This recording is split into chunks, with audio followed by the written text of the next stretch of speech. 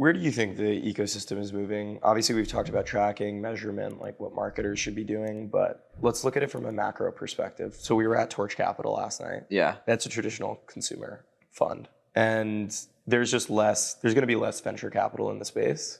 So, I mean, you're going to have less SMBs just growing. When you look at e-com, Yeah. because direct to consumer is just less attractive of an investment thesis because it's been proven. Yeah. And that might be for better or for worse, right? But that has a lot to do with what we just said with like ATT changes are a negative for small businesses. These are all tied together. So I'm curious to get your perspective on where you see the state of, let's just relegate it to direct to consumer. Yeah. So, I mean, I think a few things. So the very first thing that I've started to notice amongst many D2C brands is like D2C founders are pretty gritty. And what they've started to do is figure out, how do I create some sort of recurring revenue stream out of this business? So they're no longer like the one and done, sell a mattress and don't sell anything else. They're thinking about what is like an ongoing source of value that I can provide to the consumer that becomes an ongoing source of revenue, right? So some simple examples of this are, Jolie has that with their filtration system, right? So it's like, it is actually recurring revenue for them. There's a number of other companies that Laundry Sauce, they're a recent client of ours. They do, it's laundry pods, but they smell incredible.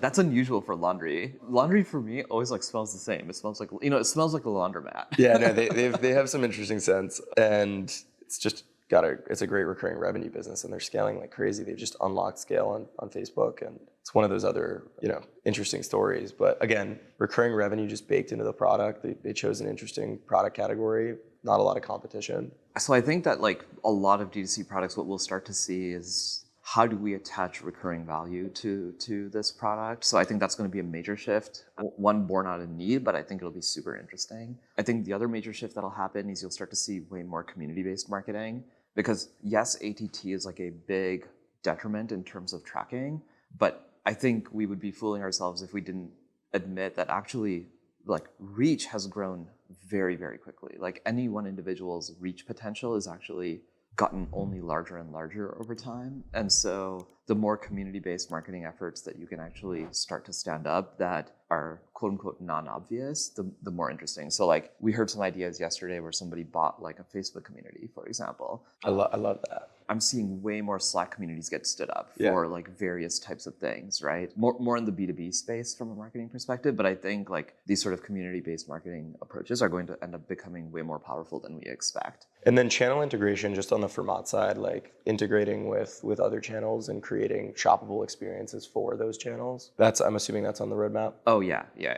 I think for us, the nice thing about like the way that we have built our technology suite is it's actually, e-commerce is where we're starting, and then it'll actually expand past that. Yeah, it should. Like you can work with a variety of different industries. It's like the pain right now is just, it's severe on e-com. Exactly right. And so like for us, we're going to end up becoming like vertical agnostic and also like platform agnostic, and just be able to deliver content native, wherever you're experiencing that content native shopping experiences for that individual and for that brand, right? And so for us, I feel good about being able to be very effective on the brand's behalf in this like highly distributed, non-deterministic world. But I think that generally speaking, we're going to end up with, greater distribution and lower determinism.